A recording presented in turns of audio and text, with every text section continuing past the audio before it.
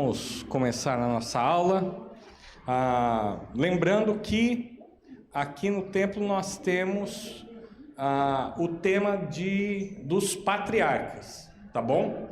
E lá embaixo, então, acontece a aula sobre os evangelhos. Então, se você já assistiu a aula dos patriarcas, você deve descer, então, para acompanhar a classe sobre os evangelhos. E se você assistiu os evangelhos, então você deve permanecer aqui para acompanhar esse tema, tá bom? Vamos orar? Abaixe sua cabeça, feche seus olhos, vamos falar com o nosso Deus. Amado Deus e Pai, te louvamos, te agradecemos por mais esse domingo, o privilégio que o Senhor nos dá de estarmos reunidos aqui para aprender mais a Tua Palavra. Também queremos agradecer ao Senhor pela vida de todos os pais. Te agradecemos, ó Deus, porque o Senhor escolheu esses homens para essa missão tão importante. Que cada um seja abençoado pelo Senhor e revestido de sabedoria. Eu te agradeço, ó Deus, por tudo isso e te peço, em nome de Jesus, amém. Muito bem, nós estamos aqui na nossa segunda aula sobre os patriarcas. E como nós conversamos na semana passada, quando iniciamos essa aula, nós vamos dividir da seguinte maneira. Nós teremos 3 aulas sobre a vida de Abraão, depois nós teremos uma aula sobre a vida de Isaac, depois nós teremos 2 aulas sobre a vida de Jacó, e vamos terminar com a vida de José. Apesar de José não ser considerado um dos patriarcas, é importante nós estudarmos a vida dele, porque nele vão ser cumpridas muitas das promessas que Deus fez a Abraão, tá bom? Então, semana passada nós falamos sobre Abraão, vamos fazer uma breve recapitulação. Daí você que não esteve conosco vai poder pelo menos entender o segmento da aula. Então a primeira coisa que nós devemos relembrar aqui é que Abraão, ele foi chamado por Deus justamente na cidade de Ur dos Caldeus. Nós aprendemos isso lá no texto de Atos 7, porque existe uma grande confusão. Quando nós vemos o texto de Gênesis 12, a impressão que nós temos é que Deus, ele se revela e chama Abrão em Harã. Mas quando nós vemos ao texto de Atos, nós vemos que Deus, na verdade, apareceu para Abrão ainda quando ele estava em Ur. Então, o que acontece em Harã? Em Harã, nós vemos que Abrão resolve de fato obedecer à vontade de Deus e ele sai do meio da sua parentela. Se bem que nós vimos que apesar dele sair, deixar a casa do seu pai, da sua mãe, ele ainda leva consigo o seu sobrinho, Ló. Então a primeira coisa que nós podemos observar nesse mapa aqui, ó, você tem aqui a Babilônia, você tem aqui a cidade de Ur e você tem aqui a cidade de Harã. Deus então chama Abraão de Ur para ir para a terra que ele iria mostrar a Abraão. Abraão vai então com a sua família para Harã. E ali, então, ele deixa o seu pai e segue, então, para a terra que Deus iria lhe mostrar. Muito bem. Recapitulando ainda, nós precisamos nos relembrar de que esse chamado de Abrão incluía realmente deixar a sua terra e também a sua parentela. E agora nós temos introduzido na história a figura de Ló. E Ló era sobrinho de Abrão. O seu pai era Harã. Mas a narrativa bíblica nos diz que Arã, ele faleceu. Então Abrão, ele toma para si a responsabilidade de cuidar do seu sobrinho Ló, e nós vamos ver que depois Ló deu muito trabalho para Abrão.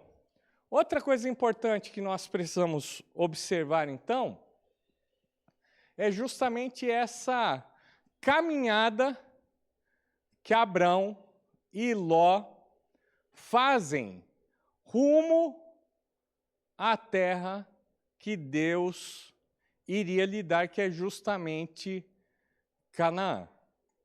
Então, eles fizeram essa peregrinação aqui e depois fizeram essa segunda etapa, e é justamente nessa região aqui que a maior parte da história de Abraão irá se desenvolver. Tudo bem até aqui, gente? Isso daqui é recapitulação, tá bom? Então, olha só. Na primeira etapa dessa viagem que Abraão faz, ele praticamente faz 3 paradas. Primeiro, ele fica em Siquém, depois ele vai para Betel e, por fim, ele vai para a região do Negueb. Então, você vai ter aqui no mapa simplesmente a cidade de Siquém. Betel fica um pouquinho aqui ao sul, tá bom? E essa aqui, então, é a região do Negueb. Veja que Abraão, ele constrói um altar a Deus em Siquém e também um altar a Deus em Betel. E em Betel, então, ele experimenta um primeiro momento de adversidade, porque a palavra de Deus vai nos falar justamente que ali, enquanto ele estava nessa região do Negueb, é que a terra é castigada com uma fome, uma seca terrível. E aqui nós vemos uma mudança de rota. Por quê? Porque Abraão deveria habitar essa região aqui, e uma vez que há seca e fome na terra, ele faz um deslocamento para a terra do Egito. Veja que essa mudança de rota não foi uma mudança orientada por Deus. Você pode ler toda a narrativa ali no capítulo 12, versículo 10, a partir do versículo 10, e você vai observar que Deus não orienta Abraão a sair daquela região e ir para o Egito. Essa é uma decisão que ele toma diante da adversidade que ele enfrenta.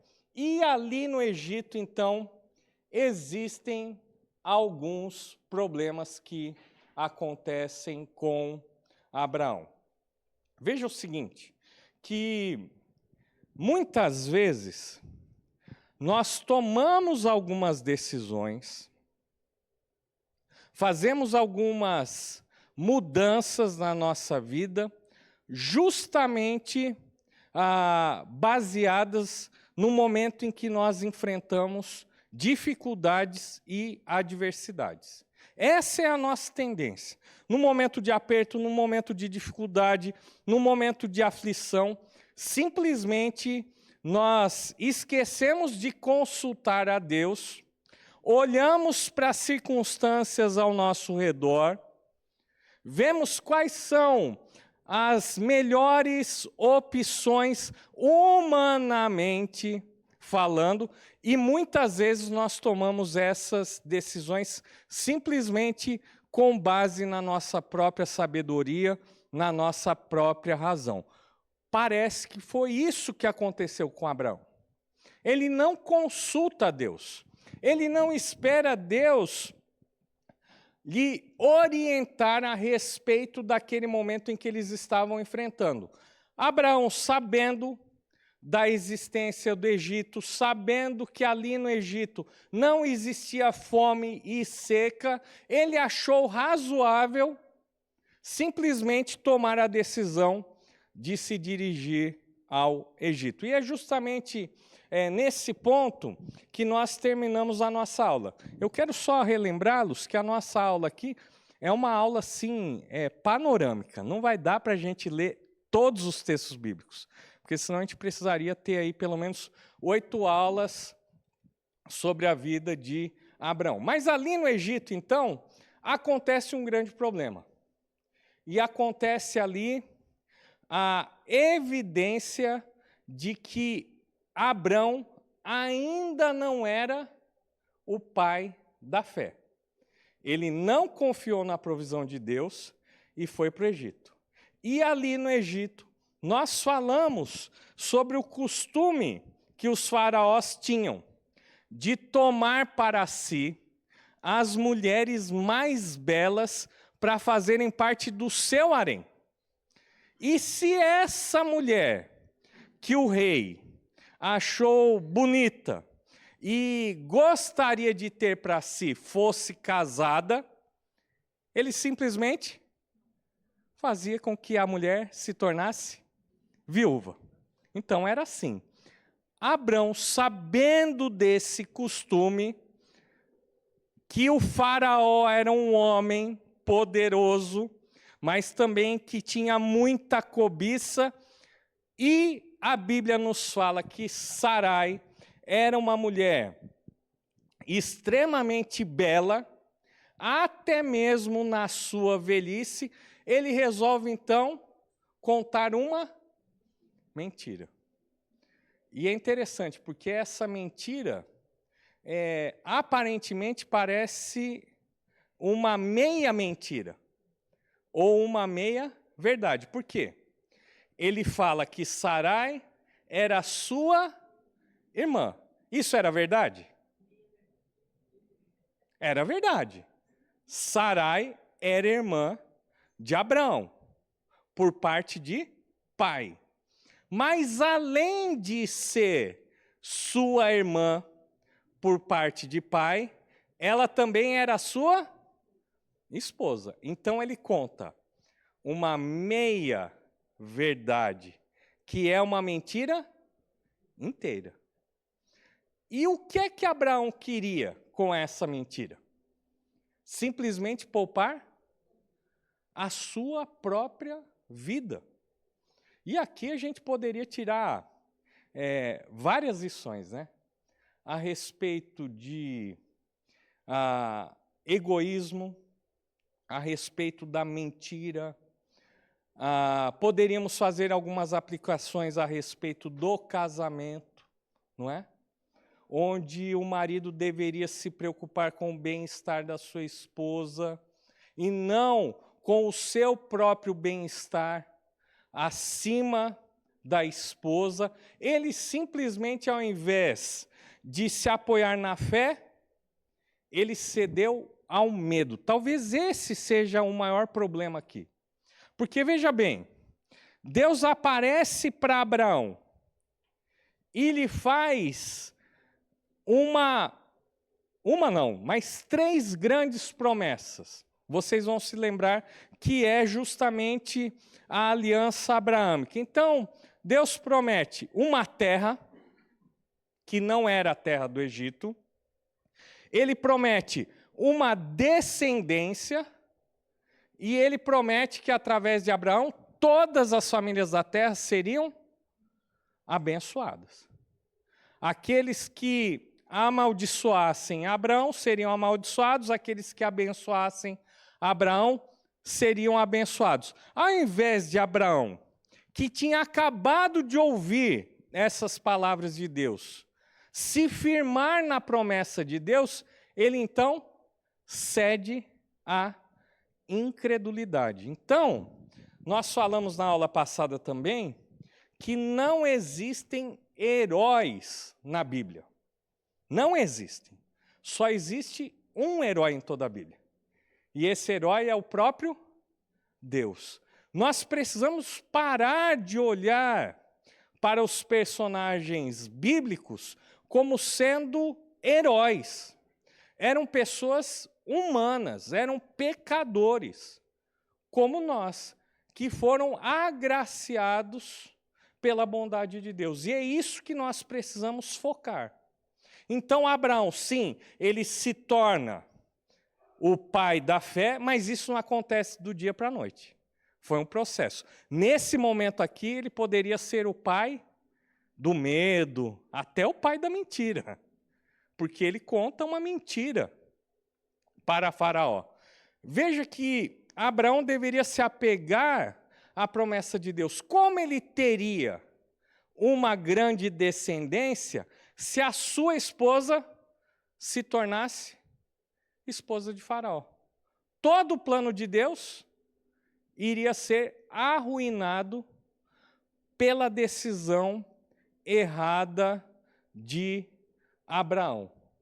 Veja que é nesse momento que Deus, ele prova a fé de Abraão. Uma das coisas que nós precisamos entender também é que do tempo que Sarai foi tomada para o harém, até o momento em que Deus manda uma praga para toda a corte de Faraó, a Sarai, ela não se tornou de fato esposa de Faraó. Por quê? Existia um costume naquela época que as mulheres escolhidas por Faraó passavam por um grande período de quarentena. Isso por quê? Para resguardar a própria saúde do Faraó. Então, para ver se ela não tinha piolho, né? E o costume das mulheres egípcias, qual era? Rapar toda a cabeça. Elas usavam peruca, tá? Por quê?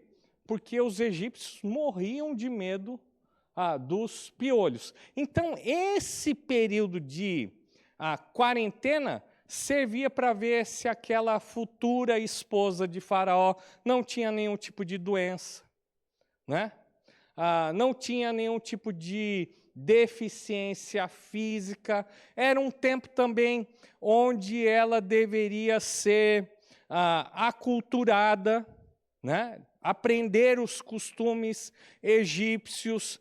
Isso também envolvia uma série de banhos cerimoniais, consagração aos deuses do Egito, tratamento de beleza. Então, de fato, Sarai nunca se tornou esposa de Faraó, porque antes de cumprir esse período, Deus enviou então livramento para Abraão e para Sarai, apesar de Abraão não merecer. O que ele fez foi horrível diante de Deus e também diante dos homens. Foi uma demonstração de covardia. Mas Deus, que é fiel às suas promessas, independente da nossa obediência, do nosso merecimento, ele leva a cabo as suas promessas. Então ele manda essa praga para Faraó e para todos aqueles que moravam no palácio. E o interessante é que apenas uma mulher no palácio não foi atingida. E essa foi justamente Sarai. E aí ficou evidente que o problema tinha origem ali em Sarai. A verdade toda é exposta e Faraó então faz o quê? Expulsa Abraão. Ele expulsa Abraão. E é interessante, porque vamos ver aqui o texto. Quem que pode fazer a leitura para a gente? De Gênesis 12, vamos ver só o versículo 20.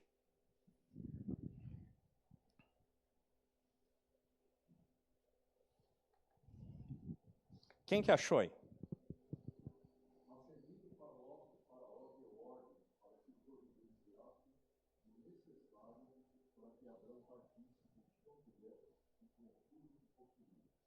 Muito bem.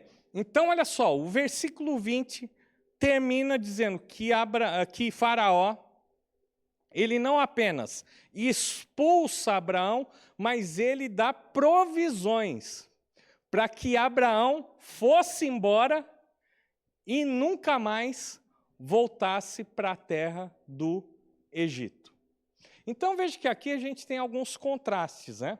Porque olha só, de certa forma Deus demonstra bondade para com Abraão e Sarai, porém Abraão, ele é expulso do Egito. Essa questão do faraó dar algumas provisões, e vocês vão se lembrar que alguns versículos anteriores, Faraó favorece Abraão. Por quê? Ele se agrada de Sarai, e como Abraão era o irmão mais velho e era o tipo de tutor da sua irmã, ele então enriquece Abraão com o objetivo de cair nas graças do irmão mais velho e depois então firmar o casamento com Sarai. Agora nós vemos então Abraão sendo expulso do Egito, Faraó providencia inúmeras provisões, enriquecendo ainda mais Abraão, desde que ele saísse do Egito. Por que Faraó simplesmente não expulsou Abraão? E por que Faraó não matou todo mundo? Porque essa seria a reação mais comum, não é? Ele mentiu para Faraó, ele cometeu um crime, o que eles deveriam fazer? Morrer. Mas por que Faraó não mata Abraão e toda a sua caravana? O que vocês acham?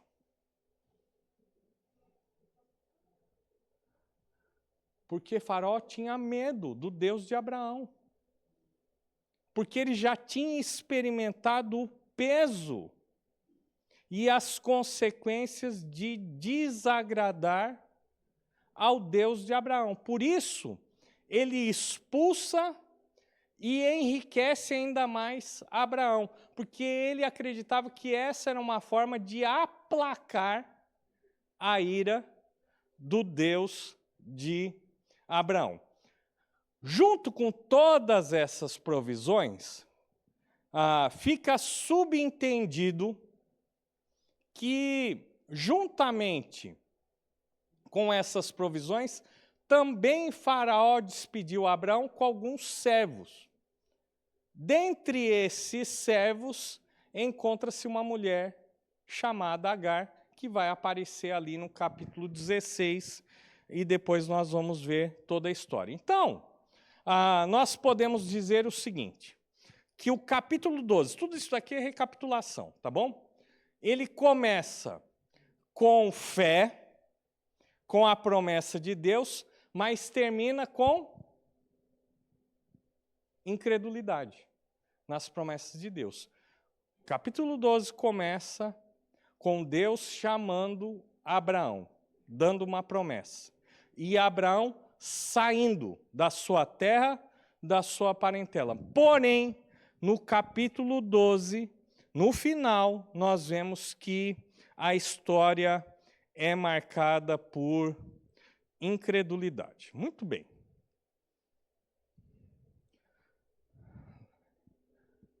Vamos voltar aqui um pouquinho. Então, vocês veem, ó, Abraão sai aqui da região do Negueb. Devido à fome, ele vai para o Egito. E do Egito, então, ele é expulso e volta para a região do Negueb. De certa forma, essa expulsão e até mesmo essa tribulação que Abraão sofre no Egito, porque apesar da narrativa bíblica não dar detalhes, é lógico que Abraão não ficou confortável com essa situação de Sarai ser levada para o harém de Faraó. Ele não ficou confortável com isso. Deus usou até mesmo essa tribulação, essa situação, e até mesmo a expulsão do Egito, para lançar Abraão de volta para o seu plano.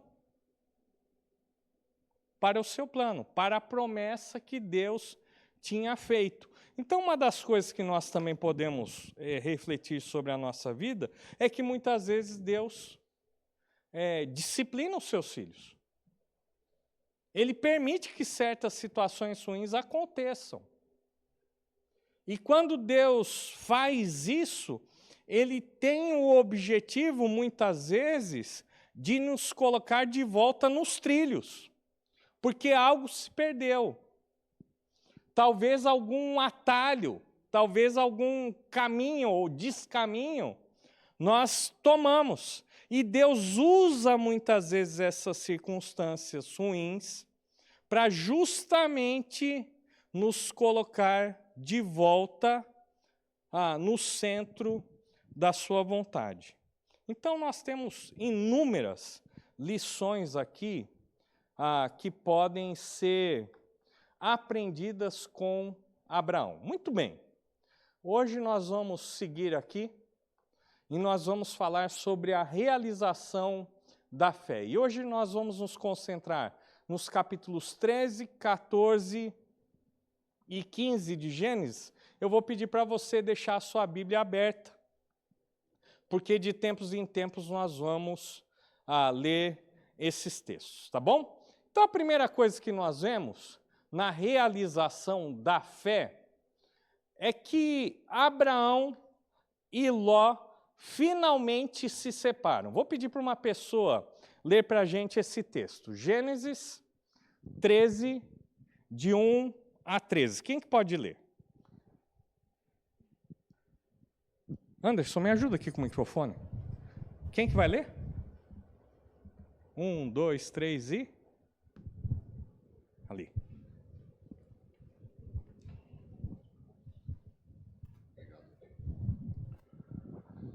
Saiu, pois, Abrão do Egito e foi para o Neguebe, com sua mulher e com tudo o que possuía, e Ló foi com ele. Abrão tinha enriquecido muito, tanto em gado como em prata e ouro. Ele partiu do Neguebe em direção a Betel, indo de um lugar a outro, até que chegou ao lugar entre Betel e Ai, onde já havia armado acampamento anteriormente, e onde, pela primeira vez, tinha construído um altar. Ali Abrão invocou o nome do Senhor. Ló, que acompanhava Abrão, também possuía rebanhos e tendas. E não podiam morar os dois juntos na mesma região, porque possuíam tantos bens que a terra não podia sustentá-los. Por isso surgiu uma desavença entre pastores do rebanho de Abrão e de Ló. Nessa época, os cananeus e os ferezeus habitavam naquela terra. Então Abrão disse a Ló: não haja desavença entre mim e você, ou entre os seus pastores e os meus, afinal somos irmãos. Aí está a terra inteira diante de você. Vamos separar-nos. Se você for para a esquerda, irei para a direita. Se for para a direita, irei para a esquerda. Olhou então Ló e viu todo o vale do Jordão, todo ele bem irrigado até Zoar. Era como o jardim do Senhor, como a terra do Egito. Isto se deu antes de o Senhor destruir Sodoma e Gomorra. Ló escolheu todo o vale do Jordão e partiu em direção ao leste. Assim os dois se separaram. Abrão ficou na terra de Canaã, mas Ló mudou seu acampamento para um lugar próximo a Sodoma, entre as cidades do vale. Ora, os homens de Sodoma eram extremamente perversos e pecadores contra o Senhor. Muito bem. Existe uma desavença nesse momento entre os pastores de Ló e de Abraão. Isso é importante nós entendermos. Não foi uma briga que originou-se entre o tio e o sobrinho, mas sim os pastores começaram a brigar. Por quê? Porque os rebanhos tinham crescido muito e já não existia pastagem para os dois rebanhos. Então existia ali uma disputa entre as pastagens e ali aconteceu então uma briga. Abraão então propõe um acordo com Ló. Você escolhe um lado, você vai para um lado, eu vou para o outro, cada um fica no seu quadrado e não vai acontecer nenhum tipo de discórdia ou briga. E então, nós vemos aqui a escolha de Ló. E Abraão, ele foi bondoso com o seu sobrinho, porque ele poderia escolher primeiro a terra. Mas não, ele permite então que Ló escolha qual é o lugar que iria lhe pertencer. E a Bíblia nos fala nessa narrativa que o Paulo leu, que Ló escolheu o Vale do Jordão. E olha só que interessante ali no versículo 10 do capítulo 13. Tem uma nota aqui do escritor, que o Vale do Jordão era como a terra do Egito. Então ele escolheu a terra que era parecida como o Egito. Abraão permaneceu então na terra de Canaã. Ló, porém, mudou-se para o Vale do Jordão, e o texto termina nos versículos 12 e 13, dizendo que Ló, ele montou o seu acampamento nas proximidades de Sodoma. Aqui talvez nós poderíamos até ter uma série de estudos sobre a vida de Ló. E eu vou dizer para vocês o seguinte, que Ló é o retrato do cristão pós-moderno. Por que ele é o retrato do cristão pós-moderno? Porque ele é conduzido pela concupiscência dos seus olhos. Ele olha a terra e em nenhum momento ele se preocupa com Abraão. Ele simplesmente vê o que lhe agrada. Ele procura ter vantagem na divisão daquela terra. E ele é conduzido justamente pelos seus olhos, porque ele olha a terra de Canaã, que não era tão fértil assim, e ele olha o Vale do Jordão. E naquele primeiro momento ele fala, puxa, essa terra é parecida com a terra do Egito. É ali que eu vou prosperar. Outra característica que nós vemos aqui de Ló é que ele começa longe das cidades de Sodoma e Gomorra. E o autor bíblico, ele deixa bem claro que os habitantes daquela região, daquelas cidades, eram homens perversos, maus. Então, Ló, ele não vê problema em ser vizinho desses homens maus. Ele acredita que não vai ser influenciado por Sodoma, por Gomorra. Ele acredita que o simples fato dele estar perto dessas pessoas não é nenhum problema. E depois nós vamos descobrir, então, que isso se torna um grande problema para Sodoma. Nesse momento, então, nós vemos que a realização da fé de Abraão começa a se consolidar, porque Deus diz, sai da tua terra, sai da tua parentela. Abraão até aqui tinha saído da terra, mas ainda tinha consigo a sua parentela. Agora não mais. Agora ele se separa não só da terra, mas também da sua parentela. Depois do intervalo a gente continua. Nós temos uma mesa especial aqui ao fundo, tá? Para os pais hoje, tá bom? Se em maio foi para as mães, hoje então, você que é pai está convidado para essa mesa. O restante de vocês que não são pais, estão convidados para o chazinho e o biscoito da segunda classe. Não, não é da segunda classe, lá fora, tá bom? Vamos lá para o intervalinho. Então, nós falamos que Abraão e Ló, eles se separam. Ali no capítulo 13, então, existe essa separação entre Abrão e seu sobrinho.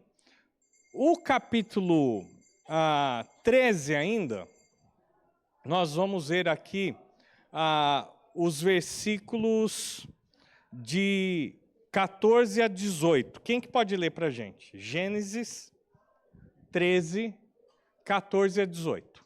Quem que pode ler? Ali, tá bom. Vamos ouvir aqui, ó.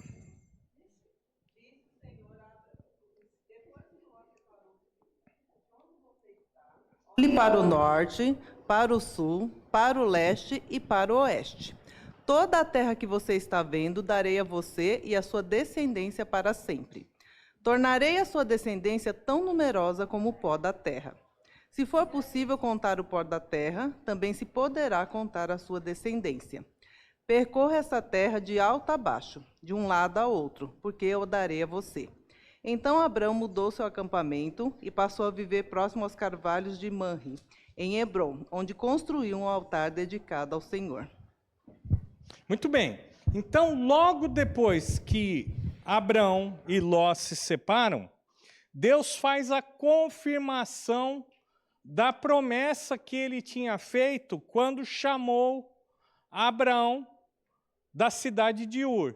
E aqui Deus dá um detalhamento a respeito de um dos termos da aliança abraâmica, que é justamente o detalhamento da terra. Então Deus pede para Abraão conhecer a terra que Deus iria dar, não somente a ele, mas também à sua descendência. Então veja, que Deus ele confirma a sua promessa para Abraão várias vezes. Deus fez a promessa, Abraão responde com incredulidade, Abraão volta a confiar em Deus, Deus confirma essa promessa que tinha sido feita ali no início. Daí no capítulo 14, a gente não vai gastar muito tempo aqui, mas nós vamos ver o sobrinho de Abraão dando trabalho para Abraão. Porque ali no capítulo 14 existe uma grande guerra entre 5 cidades-estados. Sincar, Elezar, Elão, Goim, resolve então entrar em guerra contra os 6 de Sodoma, Gomorra, Adimá e Zeboim e de Zoar. Veja que essa guerra envolve então essas 10 cidades. E ali Ló, que morava próximo à cidade de Sodoma, é levado juntamente com a sua família e todos os seus servos como escravos de guerra. E aí, então, Abraão fica sabendo, nós conhecemos essa história, ele faz um pequeno exército de 318 homens para atacar o acampamento e libertar Ló e os demais prisioneiros. Então é isso que acontece com esses 318 homens. Abrão consegue libertar Ló e os demais prisioneiros.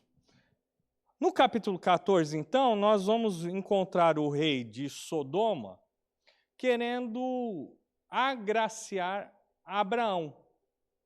Mas Abraão, ele se nega a receber qualquer tipo de despojo de guerra, porque ele não quer ser acusado de ter enriquecido à custa do rei de Sodoma e dos 6 que anteriormente tinham sido derrotados. Muito bem, ali então encerra-se esse capítulo, e daí a gente vai encontrar uma passagem bem curiosa. Vamos ver aqui Gênesis 14, de 17 a 23. Quem que pode ler para a gente? Pode ser. Aqui, ó, ele vai levar o microfone, só um pouquinho. Aqui, Anderson, isso. Obrigada. Após voltar Abraão de... Aí? Isso aí. Após voltar Abraão de ferir a Quedor... Essa é difícil, né? Quedor, Laomer e aos reis que estavam com ele, saiu-lhe ao encontro o rei de Sodoma no vale de Zafé, que é o vale do rei. Melquisedeque, rei de Salém, trouxe pão e vinho. Era sacerdote do Deus Altíssimo. Abençoou ele a Abraão e disse: Bendito seja Abraão pelo Deus Altíssimo, que possui os céus e a terra, e bendito seja o Deus Altíssimo, que entregou os teus adversários nas tuas mãos. E de tudo que lhe deu Abraão, o dízimo. Então disse o rei de Sodoma a Abraão: Dá-me as pessoas, e os bens ficarão contigo. Mas Abraão lhe respondeu: Levanto a mão ao Senhor, o Deus Altíssimo, o que possui o céu e a terra, e juro que nada tomarei de tudo que te pertence, nem um fio, nem uma correia de sandália, para que não digas: eu enriqueci a Abraão. Nada quero para mim, senão o que os rapazes comeram e a parte que toca aos homens, Aner, Escol e Mari, que foram comigo, esses que tomem o seu quinhão. Muito bem. Então, olha só. Nesses versículos que nós acabamos de ler, aparece uma figura misteriosa, que é Melquisedeque. Quem que é esse Melquisedeque? A Bíblia não fala muito, né? Mas dá algumas informações importantes. Primeiro diz que ele é rei de Salém. A cidade de Salém é uma cidade muito conhecida, que no futuro vai se tornar a Salém, Jerusalém, isso aí. Então ele era rei dessa cidade, Salém, mas ele não era apenas o rei, ele era o quê? Mas que sacerdote que ele era? De quem? Do Deus Altíssimo. Opa, calma aí. Como assim aparece um personagem do nada, de quem nós não temos nenhuma informação, simplesmente que ele era rei de Salém e que ele também era o sacerdote do Deus Altíssimo? E aí a nossa cabeça começa a bugar, né?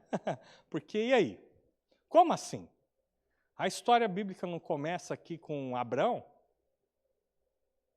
Abraão, quem era Abraão?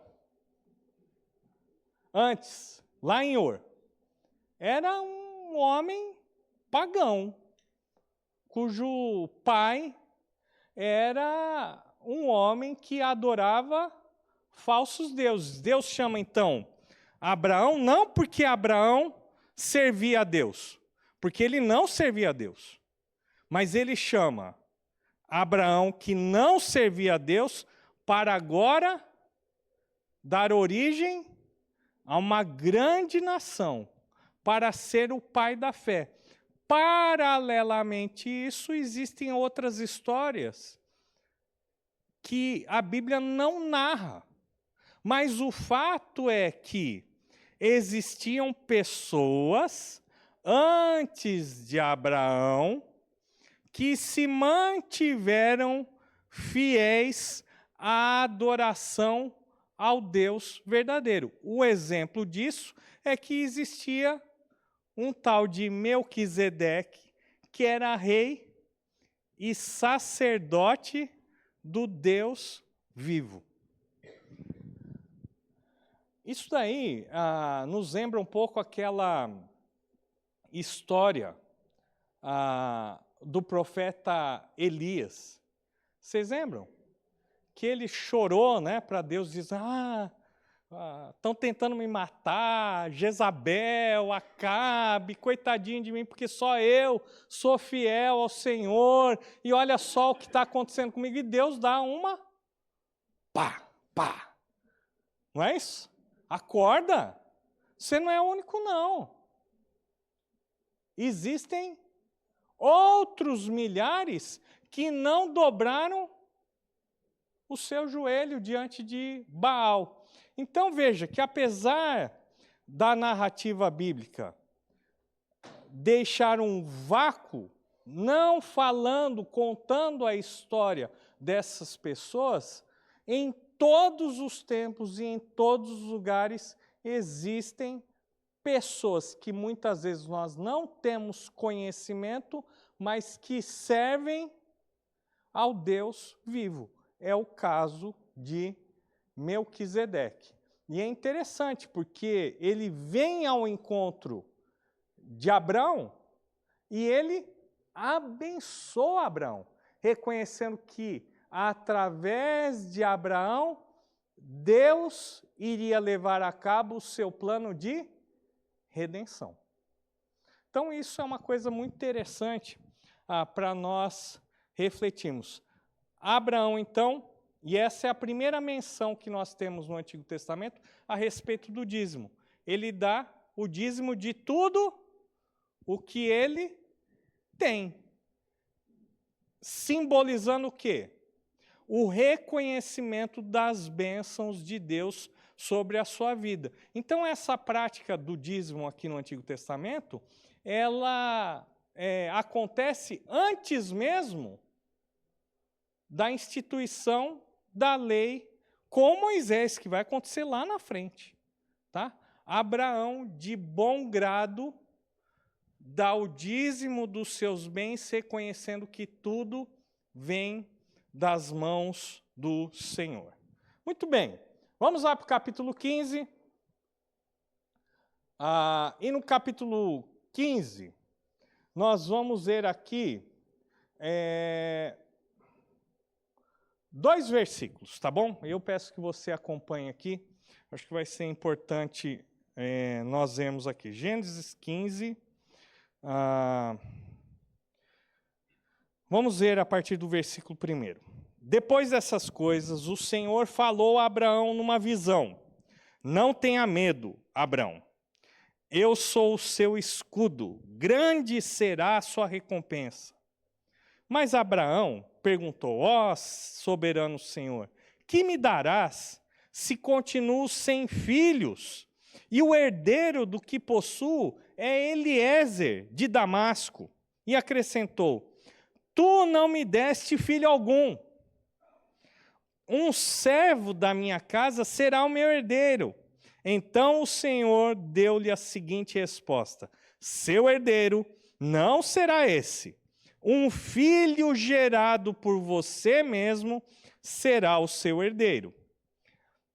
Levando-o para fora da tenda, disse-lhe: olhe para o céu e conte as estrelas, se é que pode contá-las. E prosseguiu: assim será a sua descendência. Versículo 6. Abraão creu no Senhor, e isso lhe foi creditado como justiça. Disse-lhe ainda: eu sou o Senhor que o tirei de Ur dos caldeus para dar a você esta terra como herança. Perguntou-lhe Abraão: ó soberano Senhor, como posso saber que tomarei posse dela? Respondeu-lhe o Senhor: traga-me uma novilha, uma cabra e um carneiro, todos com 3 anos de vida, e também uma rolinha e um pombinho. Abraão trouxe todos esses animais, cortou-os ao meio e colocou cada metade em frente à outra. As aves, porém, ele não cortou. Nisso, aves de rapina começaram a descer sobre os cadáveres, mas Abraão as enxotava. Ao pôr do sol, Abraão foi tomado de sono profundo, e eis que vieram sobre ele trevas densas e apavorantes. Então o Senhor lhe disse: saiba que os seus descendentes serão estrangeiros numa terra que não lhes pertence, onde também serão escravizados e oprimidos por 400 anos. Mas eu castigarei a nação a quem servirão como escravos, e depois de tudo sairão com muitos bens. Você, porém, irá em paz a seus antepassados e será sepultado em boa velhice. Muito bem. Aqui nós vemos Deus, mais uma vez, confirmando a sua aliança. E olha que interessante, porque aqui existe um diálogo entre Abraão e Deus, onde Deus confirma a promessa, acontece a guerra, acontece a bênção desse rei de Salém, e quando Deus conversa com Abraão, ele ainda tem dúvidas. Porque ele diz o seguinte: onde é que está o cumprimento da promessa? Porque eu ainda estou sem um herdeiro, sem um filho. Será que o meu herdeiro vai ser Eliezer, de Damasco? Será que é ele que vai herdar todos os meus bens? E Deus diz claramente que não. Você terá uma grande descendência. E então, no versículo 6, nós encontramos essa passagem que é uma passagem chave. Abraão creu. E isso lhe foi imputado como justiça. Naquele momento, Abraão creu na promessa de Deus. E naquele momento, então, ele foi considerado uma pessoa justa diante de Deus. E aqui acontece esse ritual que é descrito de uma maneira, não é descrito, mas ele é dramatizado, né? Como que eu vou saber que isso mesmo vai acontecer? Como que eu vou saber que essa terra vai ser minha? Então Deus faz uma aliança evidenciada num ritual.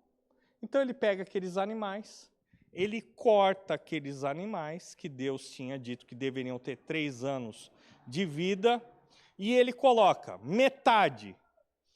a metade da parte desses animais que ele matou num lado, e ele colocou a outra metade no outro lado. Era assim que as alianças eram celebradas. Então se colocava um espaço como se fosse um corredor, metade dos animais para esse lado, metade para o outro lado. E daí aqueles que estavam firmando a aliança iam passar junto pelo meio desses animais. E o que isso significava? Que a partir daquele momento eles tinham uma aliança. E aquele que quebrasse a aliança ia ter como consequência a morte que os animais tiveram. Era isso que significava. Então nós somos aliados, e quem quebrar a aliança vai pagar com a vida. Deve ser partido ao meio. Era isso que representava. Só que você vai observar, na narrativa bíblica, que ao invés dos dois passarem por meio dos animais, só um passa. E quem é esse um que passa? Não é Abraão, mas é Deus. Somente Deus passa no meio daqueles animais. O que isso significa?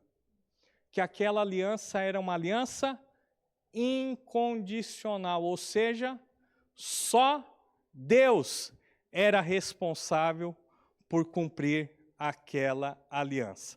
Independente da fidelidade, da obediência de Abraão, Deus iria cumprir a aliança que fez com Abraão. E é isso que significa. Muito bem, vamos lá para o capítulo 16. E eu vou pedir para vocês agora lerem em trios ou duplas, tá bom? Deem uma lida no capítulo 16. E guardem na sua memória aquela visão de que Abraão viu Deus se manifestar e consumir aqueles animais com fogo diante dos seus olhos. Daí leiam o capítulo 16. Leia junto com outras pessoas aí. E eu quero que você comente algumas das suas descobertas do caminho do capítulo 16. Vou dar uns 4 minutos para vocês verem, tá bom?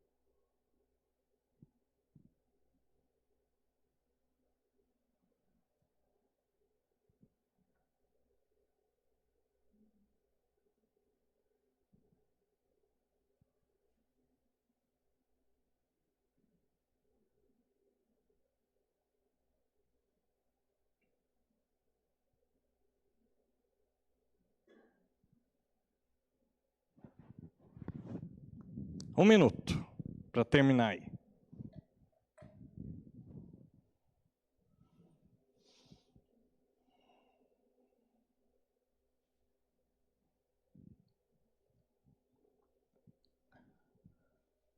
Muito bem.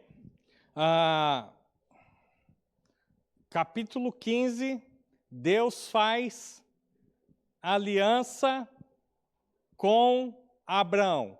Ele vê a manifestação de Deus diante dos seus olhos. E no capítulo 16, o que acontece? Está escrito aí. Incredulidade. Como pode? Depois dele ter essa experiência com Deus, Abraão e Sarai vão lá e fazem o quê? Pisam na bola de novo. Como pode ser isso? É para ficar indignado ou não? Ele viu Deus fazendo aliança com ele diante dos seus próprios olhos. E ele vai e tem um filho com a serva de Sarai, Agar. É de ficar indignado? É, mas eu e você fazemos exatamente a mesma coisa. nós experimentamos da bondade de Deus, da graça de Deus. Nós temos muitas vezes uma experiência incrível com Deus, onde isso deveria mudar na nossa vida, e no dia seguinte a gente se esquece de tudo e a gente procura fazer as coisas do nosso jeito. É isso. A Bíblia retrata a vida e os homens como eles são. A Bíblia, de certa forma, é um espelho do nosso reflexo, porque é assim. Como Abraão pode fazer isso? Uai, como eu e você podemos fazer isso?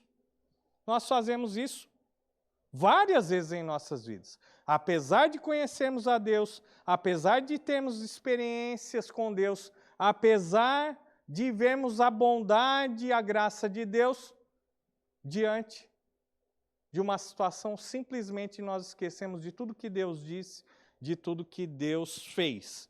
E aqui nós vemos aí um segundo episódio na vida de Abraão, onde ele é marcado por incredulidade. Agora a gente retoma lá aquele texto de Gênesis 12, quando o faraó faz com que Abraão e tudo que ele possuía fosse com ele. E isso inclui os servos, porque os escravos não eram considerados como pessoas, mas como propriedades. E no meio de todas essas coisas que Abraão levou do Egito, ele levou também uma tal de Agar, que era serva de Sarai. E Sarai aqui, ao invés de demonstrar fé nas promessas de Deus, ela resolve dar uma ajuda para Deus, né? Bom, Deus falou que Abraão ia ter um descendente. Quem sabe esse descendente não nascerá de mim?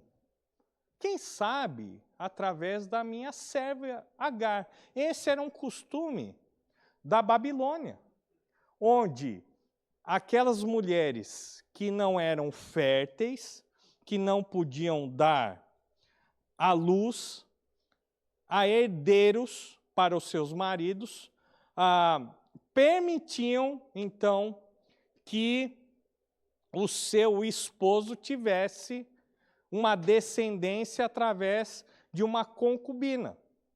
É isso. Ela, mais uma vez, pensa, decide, independente da vontade de Deus. Isso parece ser razoável, isso é comum, isso é racional, por que não? E daí, então, Agar se deita uma única vez com Abraão e ela, então, fica grávida. A Bíblia não dá detalhes de como foi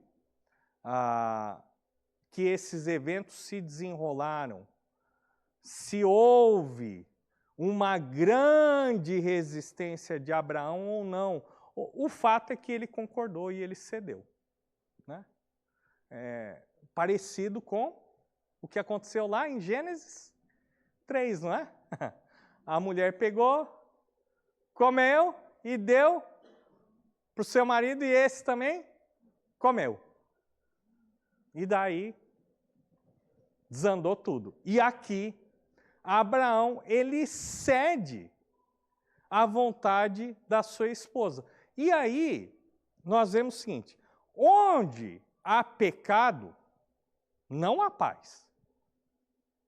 Porque daí Agar fica grávida, lógico que Abraão dá atenção, porque afinal de contas, ele, quando Ismael nasce, ele está com 86 anos, gente. E aquela serva então começa, tá vendo? Eu sou a mãe do herdeiro. E ela começa o quê? Dá uma pisadinha em Sarai. Afinal de contas, Sarai é estéril. Eu não, eu estou grávida. Eu estou grávida do herdeiro de tudo que Abraão tem. E ali começa então uma grande rixa e uma grande briga. Sarai pensou que tudo seria flores. E foi tudo espinho. Não foi doce, foi amargo. E é isso que acontece quando nós saímos da vontade de Deus. E daí nós vemos uma briga entre Sarai e Agar. Agar então resolve fugir, porque ela é maltratada por Sarai. E ali então ela foge. E no deserto, quando ela já está esmorecendo, o anjo do Senhor, porque aqui nós vamos ver, veja na sua Bíblia que esse anjo está grafado com letra maiúscula. Ele aparece para Agar, sim. E ele conversa com Agar e ele diz o seguinte no versículo 10. Disse mais o anjo, multiplicarei tanto os seus descendentes que ninguém poderá contar. Disse-lhe ainda o anjo do Senhor, você está grávida e terá um filho e lhe dará o nome de Ismael, porque o Senhor a ouviu em seu sofrimento. Ismael significa o Senhor ouve, o Senhor escuta. E olha só o que o anjo do Senhor diz a respeito de Ismael. Ele será como um jumento selvagem. Sua mão será contra todos e a mão de todos contra ele. E ele viverá em hostilidade contra todos os seus irmãos. Ismael é aquele que dá origem aos povos árabes. E quando nós vemos conflito no Oriente Médio, isso é justamente o cumprimento daquilo que Deus tinha dito a respeito dos descendentes de Ismael. Então o anjo fala o seguinte, olha, volta para sua senhora e se humilha. Eu vou abençoar o seu filho. E por que Deus vai abençoar Ismael também? Porque ele também, apesar de não ser o filho da promessa, ele também é filho de Abraão. E Deus prometeu que iria abençoar Abraão e a sua descendência. Versículo 16, então, nós vemos o seguinte, que Abraão estava com 86 anos de idade, quando Agar lhe deu Ismael. Então, uma coisa interessante aqui é nós entendermos que quem é esse o anjo do Senhor? E por que ele é grafado de maneira diferente? Existe um consenso entre todos os estudiosos, os grandes estudiosos e teólogos da Bíblia, de que esse anjo do Senhor no Antigo Testamento é uma cristofania. O que significa isso? A manifestação do Senhor Jesus Cristo antes da sua encarnação. Tá?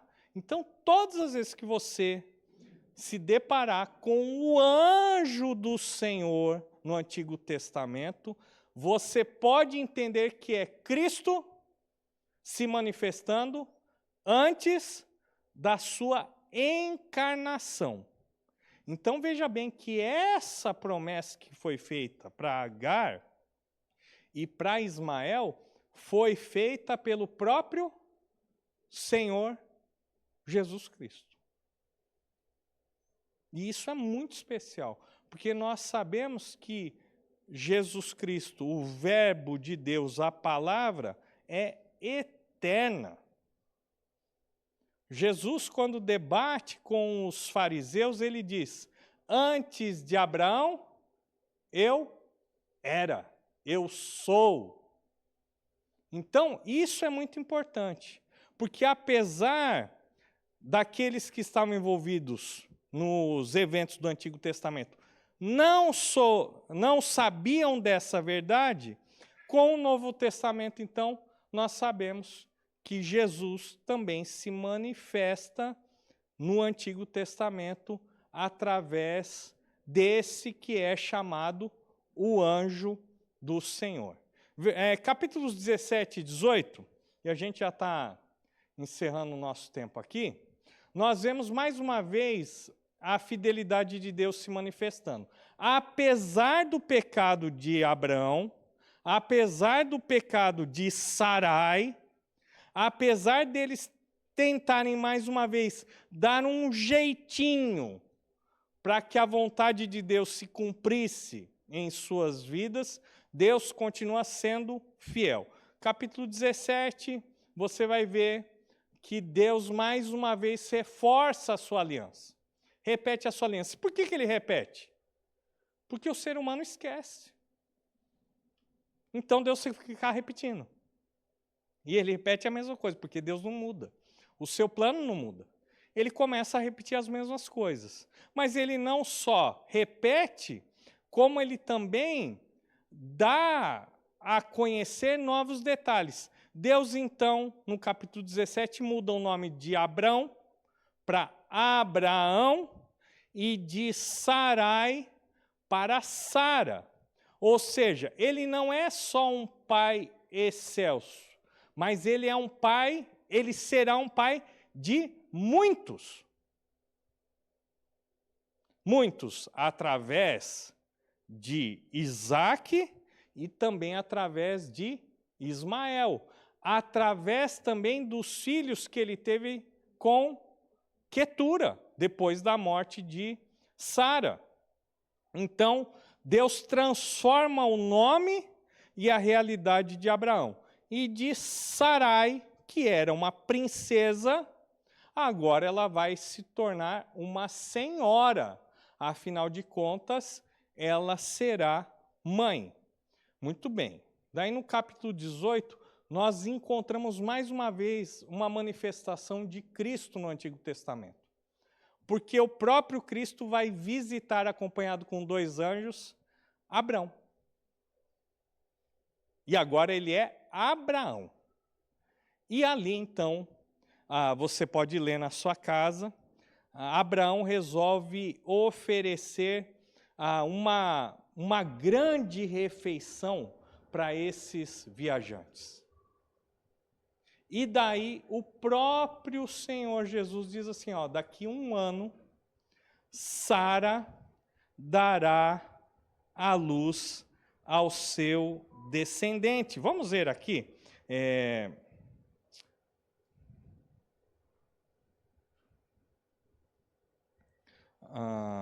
Só um pouquinho.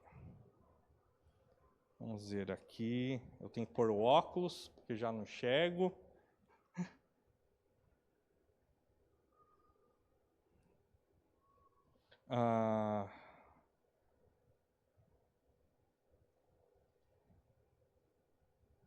Vamos lá. Vamos ler o finalzinho do 17, tá bom? Versículo 10. Então disse o Senhor, voltarei a você na primavera, isso o Senhor falando com Abraão. E Sara, sua mulher, terá um filho. Sara escutava a entrada da tenda, atrás dele. Abraão e Sara já eram velhos, de idade bem avançada. E Sara já tinha passado da idade de ter filhos. Por isso, riu consigo mesma, quando pensou, depois de já estar velha, e meu senhor já idoso, ainda terei esse prazer? Mas o Senhor disse a Abraão, por que Sara riu? E disse, poderei realmente dar à luz agora, que sou idosa? E ele continua, existe alguma coisa impossível para o Senhor? Na primavera, voltarei a você e Sara terá um filho. Sara teve medo e por isso mentiu. Eu não ri. Mas ele disse, não negue, você riu. Alguns versículos no início do capítulo 17, nós vemos que o próprio Abraão ri da promessa de Deus. E aqui nós vemos Sara rindo daquilo que o Senhor Jesus prometeu a Abraão. E ele diz, Por que você riu, Sara? Não, eu não ri. Não negue. Você riu. E o nome do filho de Abraão e Sara é Isaac, que no hebraico ele simula o som de um riso. Isaac. É isso, Isaac. Então Deus ele é muito sábio e tem muito humor, né? Porque Abraão riu, Sara riu, Abraão riu porque duvidou de Deus, Sara riu porque porque duvidou de Deus, e agora Deus dá um filho cujo nome é riso. Mas agora não de incredulidade, mas de alegria nas promessas de Deus. Tem uma coisa que eu não falei aqui, mas eu acho que é importante você, na sua leitura, observar que Deus, então, ele dá um sinal de aliança para com Abraão e os seus descendentes. E esse sinal que marcaria o fato de que Israel, os descendentes de Abraão, seriam o povo da aliança, o povo escolhido por Deus, é justamente a circuncisão, tá? Que é o corte do prepúcio no órgão masculino. Essa era uma marca de que aquela pessoa fazia parte do povo de Deus. Mais à frente lá, na história, quando nós vamos lá para a Segunda Guerra, uma das maneiras que os nazistas tinham para identificar aqueles que eram judeus era justamente observando se eles tinham ou não essa marca.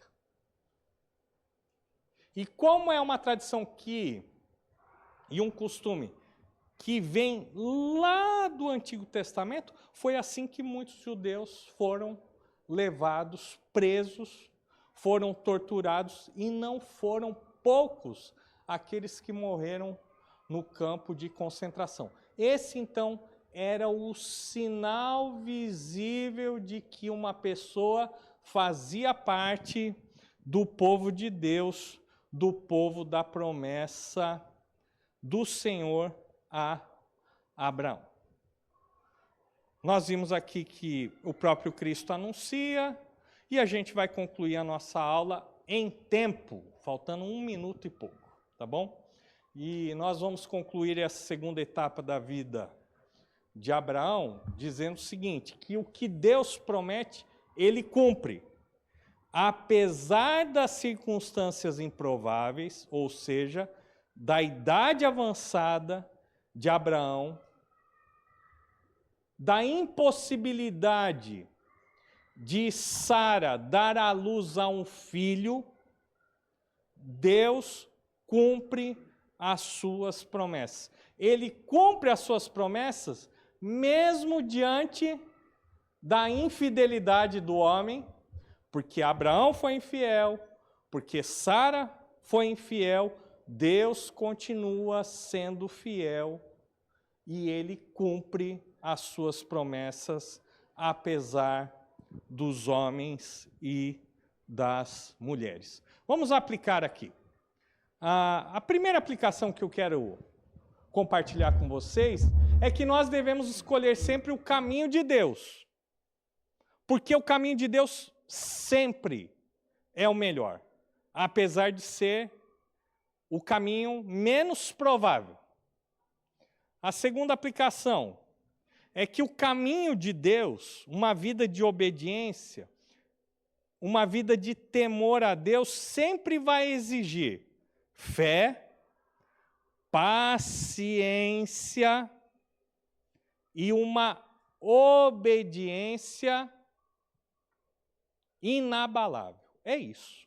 Se você quer seguir a Deus, se você quer ser uma pessoa que teme ao Senhor, saiba que são essas as características que você vai precisar desenvolver na sua vida. Fé, paciência e obediência. E eu quero terminar com uma pergunta. Você crê realmente que o Senhor é o Deus dos impossíveis, porque é isso que ele diz para Sara.